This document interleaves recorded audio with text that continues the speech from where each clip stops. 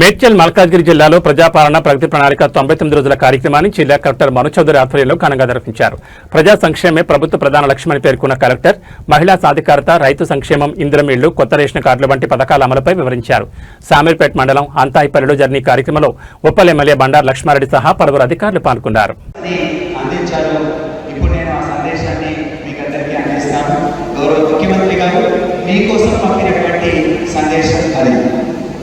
మిత్రులారా, ప్రజాప్రభుత్వం బాధ్యతలు స్వీకరించి 2 సంవత్సరాల 3 నెలలు పూర్తయింది.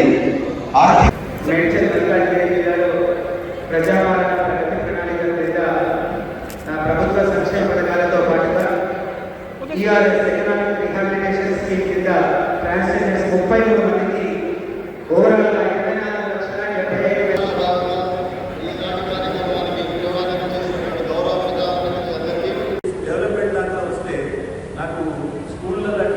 చాలా తక్కువ ఉంది సార్. నా రిక్వెస్ట్ ఒక టీచర్లని ఇవ్వమని చెప్పి కోరుతా ఉన్నాను సార్. నేను ఎందుకంటే మా ఉప్పల్ కాన్స్టిట్యూన్సీ పెద్ద కాన్స్టిట్యూన్సీ అంతా కూడా ఇండస్ట్రీస్ ఉన్న ఏరియా కాబట్టి అక్కడ టీచర్లని కొద్దిగా స్టాఫ్ పనున్నారు, పీటీ టీచర్ కానీ ఇట్లాంటి అందరూ ఇవ్వాలని కోరుకుంటున్నాను సార్. అలాగనే అంగన్వాడీ స్కూళ్ళలో కూడా చాలా ప్రాబ్లమ్స్ ఉన్నాయి సార్.